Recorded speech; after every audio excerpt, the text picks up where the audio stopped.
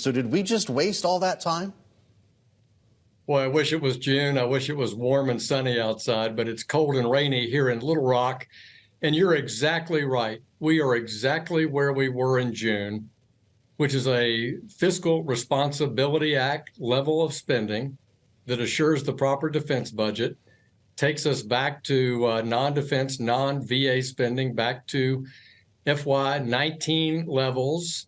And Speaker Johnson did add some additional wins for the Republican side of the aisle this week because he was able to claw back over $20 billion of additional spending in both COVID spending and that IRS budget for increasing their staff. So we are back there, and think of all the things that we could have gotten done. We would have had spending behind us. We'd still have a Speaker, Kevin McCarthy, but none of that's to be. But I'm glad we're here, and I hope this can let us get a deal done and done quickly. Well, Congressman, you speak of some wins that Mike Johnson is touting now, and it doesn't necessarily seem, though, that everyone is satisfied. The Freedom Caucus said this deal is worse than they thought. What is the likelihood that this can actually pass with enough Republican votes, or Mike Johnson's going to need Democrats here?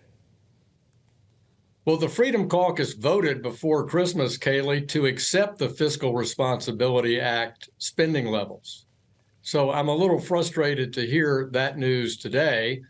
Speaker Johnson has gotten that deal plus some additional savings. So it's even better than the initial number that Kevin McCarthy negotiated with President Biden. But look, what Speaker Johnson has before him with these levels is how will these spending bills come to the House floor? House Republicans don't want an omnibus spending bill, so we have the January 19th date and the February 2nd date that we have to contend with, even if we have those spending levels. So that's the mission before us right now, and time is of the essence.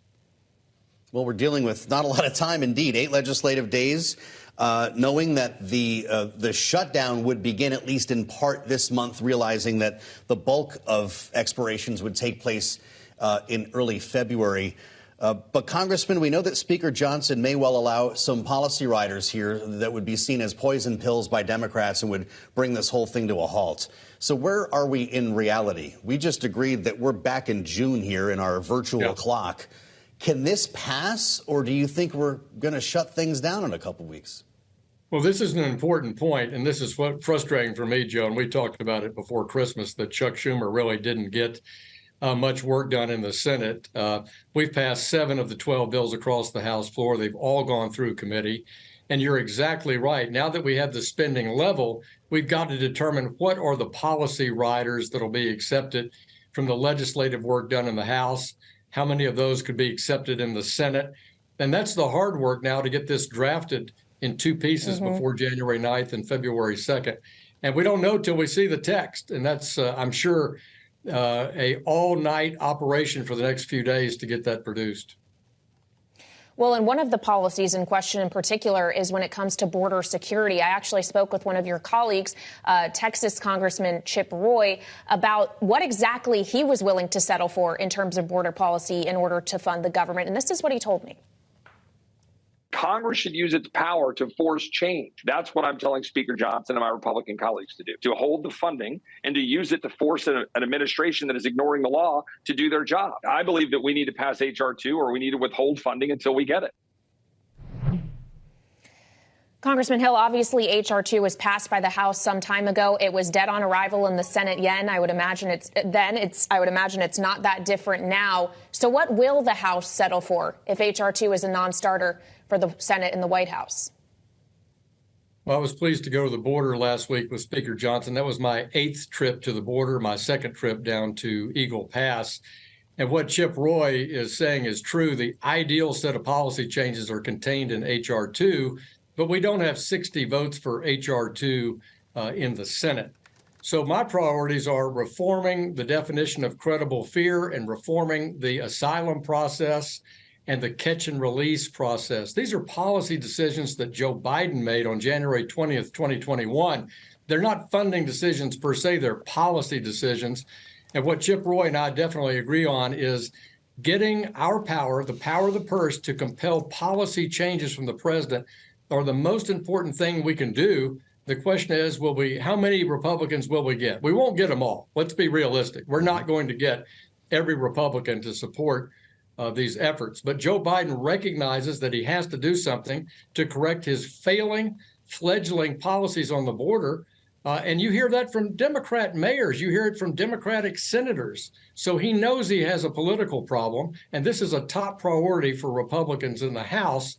So I hope there's credible compromise available here to get this done. And it'll be just a step forward. It will not solve the whole problem.